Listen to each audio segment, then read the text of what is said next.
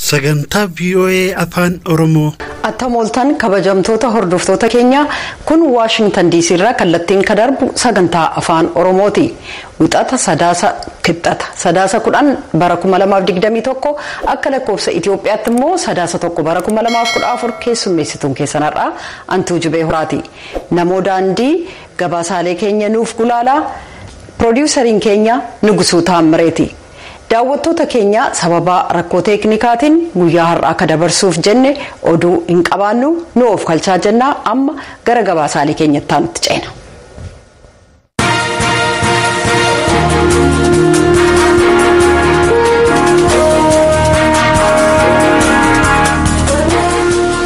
Gabaasaalee keenya itti aanutti ceenaa daawwattoota keenya bakka buutonni gola nagaa eegumsaa ka tokkummaa mootummoota Itoophiyaan gara wal waraansaatti tuunseeniin dura walitti bu'iinsa naannoo Tigraay keessatti uumameef furmaata siyaasaa arguuf carraan jiru dhumataa jiraachuu dubbatan. Akeekkachiisi kun kan dhaga'ame innaa mootummaan gargaarsi namoomaa naannoo sana akka hin seenne ugguruu isaatiin uummanni naannichaa hanqina nyaataaf boba'an rakkataa jiranitti. Gabaasaa Sindiseen jaallanne dhiyeessa.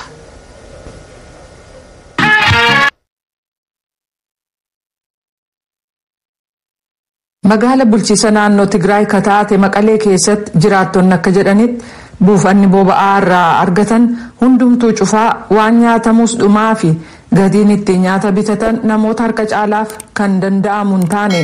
Loltoonni adda bilisummaa uummata Tigraay yookaan TPLF magaalaalee lama to'atanii gara Finfinneetti qajeelaa yeroo jiran kanatti muummichi ministeeraa Abiy Ahmed labsii yeroo hatattamaa labsanii jiru. Dubbi himaan ministirii dantaalaa United States Ned Price waa'ee hojjetoonni tokkummaa mootummootaa hedduun mootummaa Itoophiyaan hidhamuu gabaasaa dhagaa modaalchisee gaafatamanii akkas jedhan. If confirmed, we would similarly condemn arrests of UN staff members based on ethnicity. We understand from reports, as you alluded to, that those arrested are Tigrayan. Ethiopian government security force harassment and detention. Kun dhugaa taanaan hojjetoota tokkummaa mootummootaa gosaan adda baasanii hidhuu ni balaaleffanna. Gabaasa ba'eerraa akka hubannee fi akkuma atiyyuu jette kanneen hidhaman kun dhalattoota Tigraay. Humnootiin nageenyaa kan mootummaa Itoophiyaa gosa irratti hirkatanii doorsisaa fi hidhaa gaggeessuu gonkumaa akka fudhatama qabu miti.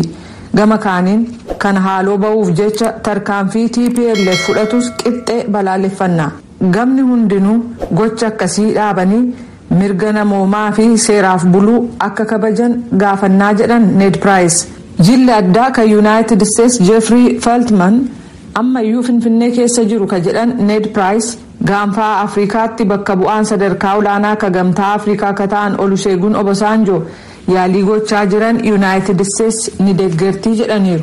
Obasanjoon wiixata darbe gola nagaa eegumsaa kan tokkummaa mootummootaaf akka ibsanitti furmaata gama siyaasaa arguuf carraan jira garuu carraan jiru kun ariitiin cufama jedhan. All these leaders here in Addis Ababa and in the north agree individually that the difference between them are. Hoogganoonni Finfinnees ta'ee ka biyyattii gama kaabaa keessa jiran koba qobaatti rakkoo gidduu isaanii kan siyaasaa ta'uu fi furmaanni gama siyaasaa ka barbaachisu ta'uu walii galu. Kun immoo carraan jiraachuusaa ibsaa jedhaniiru. Wiixata darbe ministeerri haajaa alaa United States ka ta'an Anthony Blinken akka jedhanitti marii ministeera haajaa alaa Masrii waliin gaggeessan keessatti waa'een Itoophiyaa dhimma tokko ture jedhaniiru. The crisis in Ethiopia also puts the stability of the Horn of Africa at risk. We continue to engage with all parties to the conflict and with partners in the region to encourage peace negotiations. Rakkoon Itoophiyaa keessaa tasgabbii gaanfa Afrikaa keessaa bal'aaf saaxileera. Kanneen walitti bu'iinsa kana keessaa harka qaban mara waliin akkasumas michoota keenya kutaa sanaa waliin dhukaasa dhaabiinsi akka argamuuf marii karaa nagaa haal duree tokko malee akka gaggeeffamu jajjabeessinaa jedhan.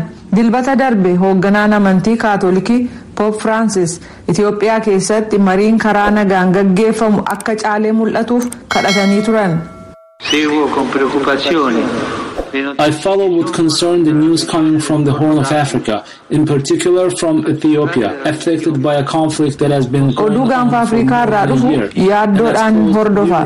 Keessumaa isa Itoophiyaa keessaa dhufu walitti bu'iinsa waggaa tokko caalaaf gaggeeffamee fi namoonni hedduun itti miidhaman akkasumas rakkoon gargaarsa dhala namaa guddaan kan itti mul'atedha jedhan. Dubbiimaan ministirii haajaa alaa United States Ned Price akka jedhanitti Finfinneen yeroo ammaa tasgabbii qabdi.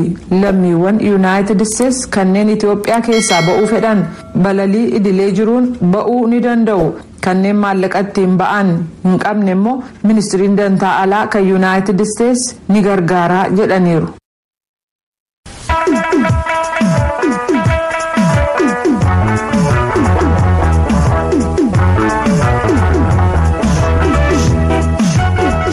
Gurmuun hidhattoota shanee jechuun mootummaan waamuuf waraana bilisummaa Oromoo ofiin jedhu godina Wallaggaa lixaa Bagiif Qondaalaa keessaa akkasumas godina Qellama Wallaggaa aanaa Gidaamii keessaa jiraattota buqqisee jechuudhaan jiraattotaaf aangawoonni mootummaa naannoo Oromiyaa VOA'tti himanii jiran.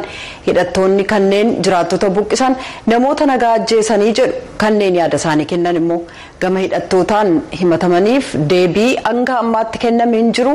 Naakoor Malkaatu Amboorraa gabaase.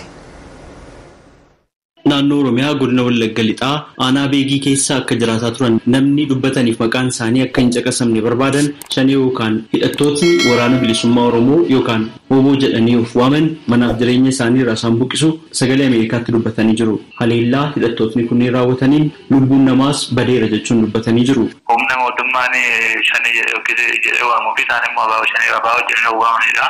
Yookaan gaafa dhukaasa jalqabanii torbatan badduudhaan hin gaddaa dhukaasa bananittudha. Dhukaasa bananii amma aanaa Beekii wajjin tootaalii amma Beekiinis Qondaallis barbadaa'ee humna isaaniitiin to'atameeti kan jiru. Mootummaan hirmachuu hin dandeenye daa'imni harka keenyarra jirti, dubartiin ulfi jirti, inni kaan dhukkubsataa, inni kaan asmii qaba, garaacha qaba, namni waame kaan gidirafamaa jira. Nageenyi lafa sanatti hin taane mootummaan hin birmanne isaan immoo nama hunda kana ari'aniiti kan jiranii namni immoo deebi'ee dhaquuf hin sodaatee du'aaf jireenya gidduu kan jiru jechuudha. Maatii qabannee dubartii ulfa qabannee akka abbaa danda'e bahee gaasa abbaa danda'e bahee inni kaan halkan lama halkan sadii laga buleeti kan as ga'e akka dhufeetti amma baqataan dhufe galaa jira jechuudha tokko lamaani. Kan namni immoo akka hoolaatti ciisee kan qalamu beekirraa hoggan sana gaddu'ee Qondaalarraa akka kana namni inni kaan harka isaanii gadee inni kaan hin qalamee inni kaan baqatee bahee akka nama dandeessisaatti bahee jechuudha. Hoogganaan biiroo dhimmoota kominikeeshinii mootummaa naannoo Oromiyaa obbo Haayiluu Addunyaa hidhattootni shanee jedhaman kunneen jiraattota buqqisaniiru jedhan. Aanoleen Beegiif Qondaalaa garuu to'annoo hidhattootaa jala hin oolle jechuun dubbatanii jiru obbo Haayiluun. Magaalaa dhiisii gandi to'annoon isaan jala galchan tokko hin jiru jechaadha. Gandi magaalaa dhiisii soba adiidha jechaadha. Obbo Haayiluun akka jedhanitti hidhattootni shanee jedhamanii waamaman kun godina Wallagga lixaa aanaa Beegii keessatti qofa osoo hin taane godina Wallagga lixaa aanaa Qondaalaa akkasumas immoo godina Qellama Wallaggaa aanaa Gidaamii keessaa jiraattota buqqisaniiru jedhan. Kanumaan wal qabsiisanis hidhattootni kunneen gocha kana waggaa dheeraaf raawwataa turanii jechuun ibsanii jiru. Amaloota shoror keessaan ittiin beekamu keessaa tokko uummata mootummaa wajjiniin wal waraanuu otoo hin ta'in uummata siviilii ajjeesee, uummata siviilii buqqisee, uummata siviilii dararee siyaasa hojjechuuf barbaada waan ta'eef humni shoror keessaa shanee kaleessas waan inni hojjetaa ture kana har'as kan inni hojjetaa ture kana waggoottan sadan darban kan qabatamaadhaan agarsiiste waan ta'eef har'as uummata dararaa, uummata ajjeesaa, buqqisaa sabaaf sablammii naannoo keenya keessa jiran irratti ajjeechaa sukkanneessaa raawwachaa kan ture waan ta'eef kaleessas kanumatti turte ammas kanuma gochaa jirti jecha. Itti gaafatamtuu waajjira dhimmoota kominikeeshinii mootummaa godina Wallagga lixaa aadde Lalisee Shibbiruu gama isaaniitiin aanaa Beegiif Qondaalaa keessatti jiraattotni hidhattootaan qe'ee isaaniirraa buqqifamaniiru jedhan. Hojjettoota mootummaa fi itti gaafatamtoota hojii mootummaa keessaa haleellaa hidhattootni raawwataniin kanneen lubbuu isaanii dhaban illee jiru jechuun dubbatanii jiru. Aanaalee qofa lamaan kana qofatu hin taane sochiin isaanii mul'ata. Aanaalee muraasa keessatti naannoo sanatti taatee ta'e wal qabatee xiqqaasa guddatu lubbuun namaa aarsaa kaffaleen jira. Qondaalaa keessatti tarkaanfii muraasa fudhataniiru. Lubbuudhaan kan darbe nama meeqa? Ammaaf daataadhaan rakkoon jara hojii wal arguudhaaf yaalli ittinis waan jiruufi daataadhaan nama manaa yoo jechuudha baannes lubbuun nama aarsaan kaffalame jira. Gama lamaanuu jechuudha. Diina irrattis qaamni nageenyaa tarkaanfii fudhateera. Qaamni nageenyaa keenyas ta'e hooggansii fi hojjetaan mootummaas miidhamni salphaan qaqqabeera jechuudha. Naannoo sanatti miidhamni lubbuu namaa aarsaa ta'eera. naannoo kanatti uummanni sodaarraa kan ka'e jechuudha. Taatee ta'e sana rifachuudhaan buqqa'ee naannoo Qashmaandoo fi gara naannoo Jaatti baqachuun hin jira. Sana deebisanii dhaabuudhaa fi mootummaan fi qaamoleen nageenyaa sadarkaadhaan jiran hojii hojjetamaa jiru hojii guddaadha jechuudha. Gama biraan Koomishinarri Koomishinii Hooggansa Balaa Sodaa Naannoo Beenishaangul Gumuz obbo Taarraqany Taasisaa namoonni 2,000 ol caalan torban darbe keessa godina Wallaggaa Lixaa keessaa buqqaanii bakka Baambasii jiru akka jiran dubbatanii jiru. Waan hojjetaa jirraa jedhan irratti akkas jedhu obbo Taarraqany. Naannaa Beegii, Gidaamii, Qondaalaa iddoo garaagaraatti rakkinni ka'eera akkuma beekamu. Rakkina sanarraa kan ka'e namoota garaagaraatu gara magaalaa keenyaa yookiin gara kutaa kanaa dhufaa jiru. Keessumaa Baambasii iddoo jedhamturra namoota baay'eetu buufatee jira. Amma ammaatti abbaa warraatiin gara nama 285 akkasin ta'u. Isaan gara nama 2,000 oliitti kan isaan tilmaamamanii. Warri nagaas waliin akka hojjechaa jiran akka yaada wal jijjiiran yaada isaa qaba. Akkasumallee mootummoonni lamaan gaafatamoonni mootummoota lamaanii pirezideentota jechuudha akka walitti haasa'anii beenna. Nus dhimma ilaalu warra ilaallatu wajjin wal bilbilaama irraa akkasumallee dhimma Oromiyaaf Beenishaangul nageenyaaf walitti dhufeenya uummataa irratti kan hojjetan wajjin isaanii wajjinis haasa'aa jirra.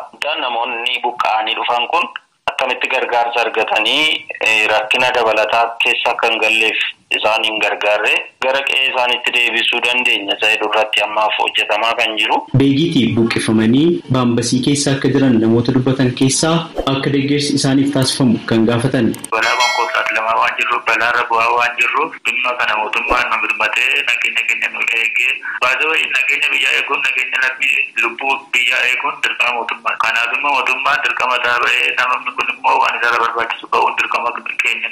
Baana waan ta'eef gama isaatiin akka nu birmatu mootummaanii kan jedhudha malee kan waamicha addaa eenyu kan kunuun hin qabnu jechuudha. Rakkina hamaa fi rakkina saaxila kana jennee hin dandeenye keessa waan jirruuf. Koomishinarri Koomishinii Hooggansa Balaa Sodaa Naannoo Beenishaangul Gumuz obbo Taarraqany komii buqqaatota keessaa deeggarsi mootummaatiin nuuf taasifamaa hin jiru jedhanii dhiyeessaniif deebii itti aanu kennanii jiru. Isaan kana namootuma naannaa sanaatu gargaaraa jira ammaa fi mootummaarraa waan godhame hin jiru. Mootummaarraa verification yookiin galmee akka finneen gargaarsa akka goonuuf ittimaa jirra. Magaalattiin uummata qabdu rifiujiis gara 18,000 jira naannaa Baambasii kana. Akkasumallee uummata gara 82 oliitu jira. Magaalattiinis baachuu yeroo ammaatti baachuu kan dadhabde ta'uu isaati kan ibsinu. Kanaaf mootummaan naannoo Oromiyaallee isa kanarratti bal'inaan hojjete namoota kana gar tokkotti fuudhuuf gargaaruuf akka nu wajjin hojjetuudha amsa dabarsina. Hoogganaan Biiroo Dhimmoota Kominikeeshinii Naannoo Oromiyaa obbo Haayiluu Addunyaa gama isaaniitiin buqqaatota gargaaruu fi deebisanii dhaabuudhaaf waan hojjetamaa jiru yommuu ibsan akkas jedhu. Uummanni jalqabaa ijaaramee nagaa naannoo isaa akka tikfatu lootee seentota isa gidduu nagaaf tasgabbiisaa booressanii akka eeggatu ijaarree jirra. Amma humna mootummaa qindeessinee opereeshinii irratti gaggeessaa jirra waan ta'eef yeroo gabaabaa kana keessatti shanis wayyaanis abamsiisnee nagaaf tasgabbii naannoo keenya biyya keenyaas hin mirkaneessine. Mootummaan shanii jechuun kan waamuu fi shororkeessummaatiin kan farraje gurmuun waraana bilisummaa Oromoo jechuudhaan of waamu dhimma kana irratti hanga ammaatti ibsa kenne hin qabu. Gurmuun kun yeroo dhiyootti mootummaan shororkeessummaatiin gurmuu farraje kan biraa adda bilisummaa uummata Tigraay Abut faana waliigaltee irra ga'u ibsuun isaa ni yaadatama. Sagalee Ameerikaaf Naakoor Malkaa Amborraa.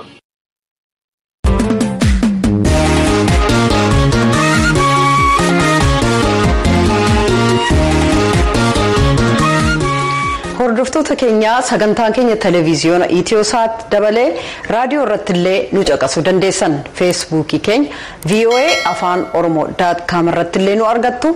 Amma gara qophii itti aanutti ceena. Dirree Dimookiraasii.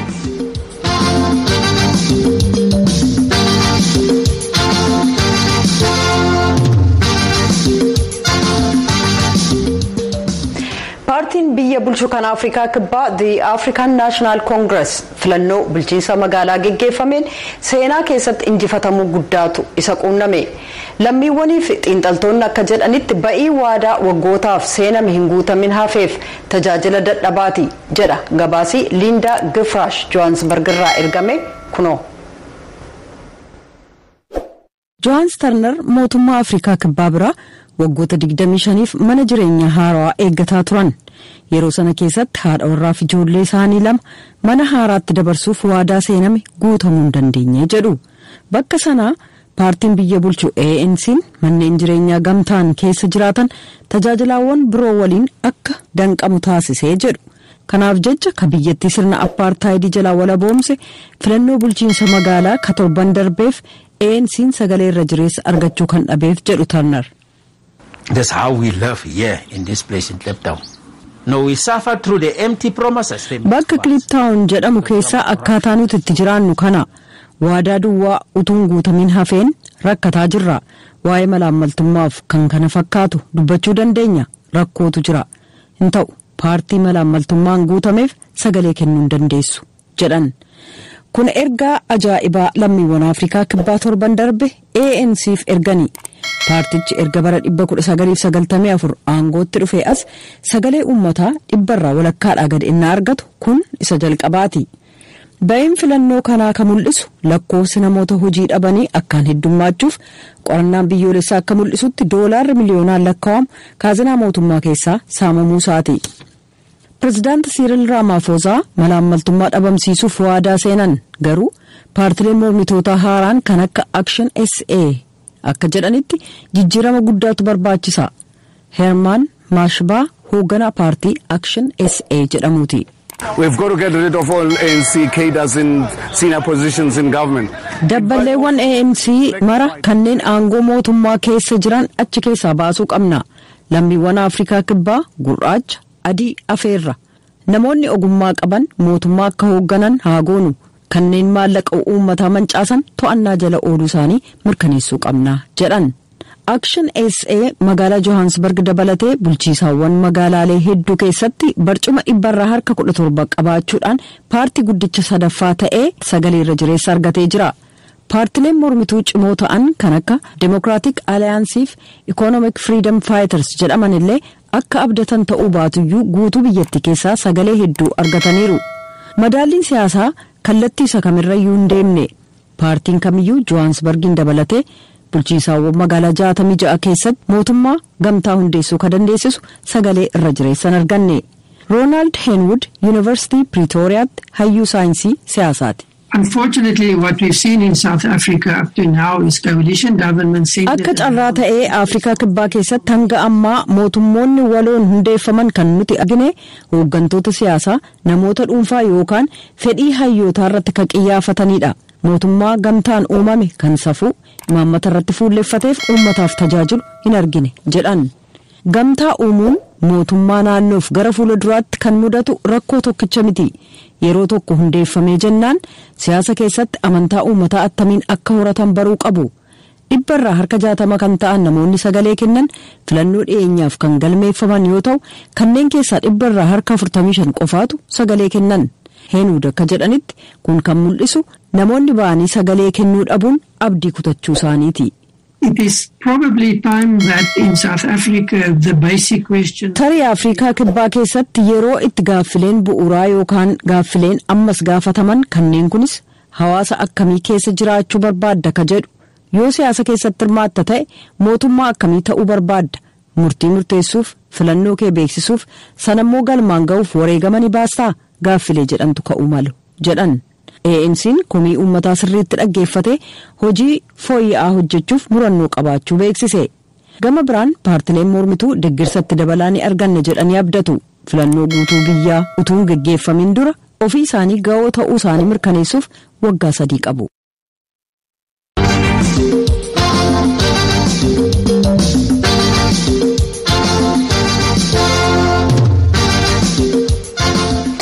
Ijoollummaa ishee biyya Itoophiyaa naannoo Oromiyaarraa gara United States kan dhufte achii boodas kutaa Minisootaa keessatti tajaajila adda addaa kennaa ka turteef duulaawwan siyaasaa paartii Dimokiraatii kan naannoo isheef biyyaalessaatti hirmaataa ka turte Dubree Amaanee Badhaasoo filannoo Minisootaa mana maree United States bara dhufu geggeessamu irratti magaalaa Minneapolis Saint Paul irraa dorgomuudhaaf qophaa'aa jirti. Alamaayyoo Qannaa Amaaneef hoogganoota hawaasa Oromoo irraa dubbisuudhaan gabaasa qindeesse qaba kunoo. Itoophiyaatti dhalattee baqattummaan Keeniyaa deemuun waggaa 13tti gara United States dhufuun ija ishee siyaasa biyyattii irra kaawwachuun barnoota siyaasaan Yuunivarsiitii Haamliin irraa kan eebbifamte Amaanee Badhaasoo Minnesota magaalaa St. Paulitti bakka filannoo 4th Congressional District jedhamutti koongiresiif dorgomuuf akka qophoofte beeksifte. Amaanee Badhaasoo Oromiyaa godina Arsii aanaa Muneessaatti dhalattee Minnesotaatti guddachuu ishee akkasiin dubbatti. Naannoon itti dhaladhee aanaa Muneessaa jedhama. Ijoollee baadiyyaati. Baadiyyaa dhaladhee achiin booda Ameerikaa guddadhee Minnesota Oromiyaa xiqqootti jechuudha. Shamarree Amaanee Badhaasoo magaalaa St. Paul bakka filannoo Minnesota 4th Congressional District jedhamuu fi jiraattota 700 caalan qabutti kan dorgomtu yommuu ta'u, dhimmi diinagdee fi fayyaa uummataa fooyya'uu akka qabu cimsitee kan hojjettu ta'uu himteetti. Maaliif koongiresiif dorgomuun si barbaachise gaaffii jedhu yommuu deebistu immoo Koongiresii district 4 Minnesotaadha. Wanti na kaase waan baay'eedha, tokko lama miti. Tokkoffaa refugee ta'ee biyya kana dhufee communitiin kenna guddaan baay'ee as jira. State kanaaf ka mana naa kennee jaalalaan na guddise kana waan baay'ee deebisuufi fedha.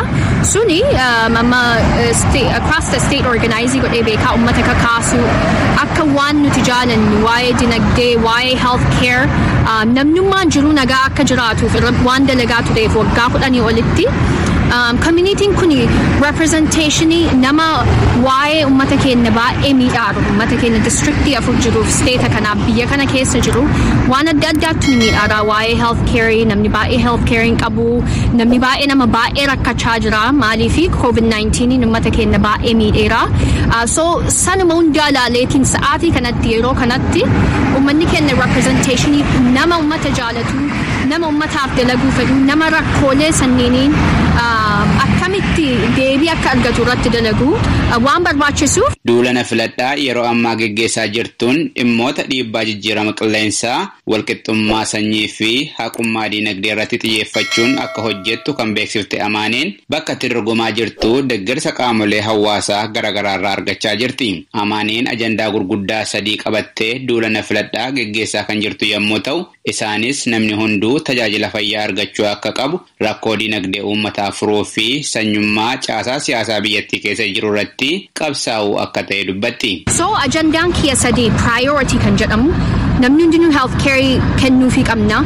Economiin akka nama hundaa namni hundi dalageetiin akka mana ofii argatee akka nyaataa fi hin rakkannee akka ijoolleen jaraa guddatteetiin state kana keessatti bakka jabaa geettu waa'ee faamilii irra guddina irratti ajandaa kiyya.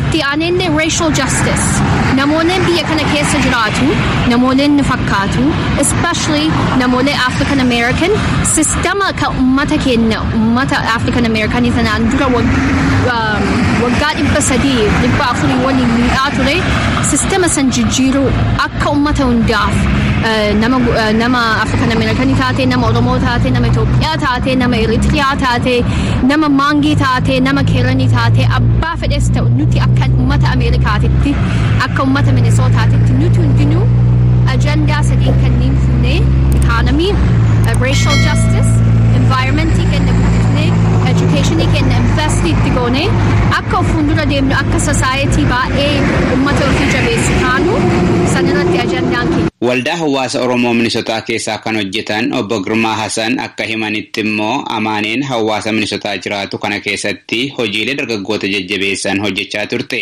Dhaabbilee siyaasaa biyya kanaa keessatti sadarkaa adda addaa irratti hirmaachuunis sagaleen uummataa akka dhagahamuuf nama qabsaa'aa jirtu waan taateef waldaan hawaasa Oromoo Minnesotaa gama hundaan bira dhaabbata jedhan. Amaaneen waan gaariidha argitee fakkii gaarii ijoollee keenya hundaafuu taateerti.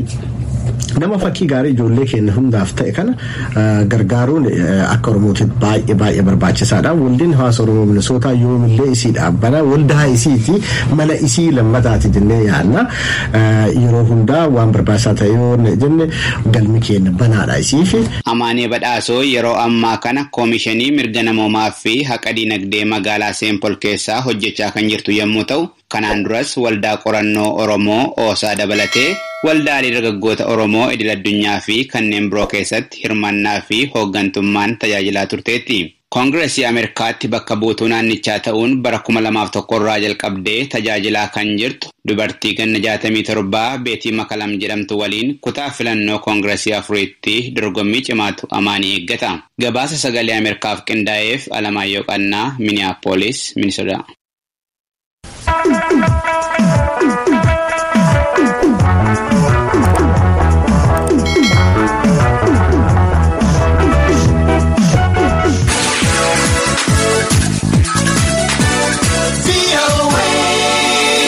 Daawwattootaaf dhaggeeffattoota keenyaa sagalee Ameerikaa sagantaa afaan Oromoo galgala keessaa sa'a lamaa walakkaa jalqabee haga sa'a sadiitti teessoo keenya saatalaayitii Itiyoosaat kan ammaa gadi irratti nu argachuu dandeessu. VOA Itoophiyaa Channel yookaan NSS Itiyoosaat Virtual Channel 57 degrees East irratti. Lakkoofsa addaa ka sistemii Virtual Channel ammoo daawwattootaaf dhaggeeffattoota Itoophiyaa Eertiraaf Jibutiitiif 6,230 ka Somaaliyaatiif 6,231 ka Keeniyaatiif 6,232 hordoftoota VOA 24 yookaan VOA 24 6,233 akkasumas daawwattoota VOA TV yookaan TVMC duwwaajaaf 6,229 kana malees marsariitii keenya VOA afaan Oromoof fuulawwan miidiyaa hawaasummaa keenyaa ka Feesbuukii, Tiwiitarii, Inistaagiraamii fi Yuutuubii irratti nu argachuu dandeessu. Hordoftoota keenyaa kun sagalee Ameerikaati.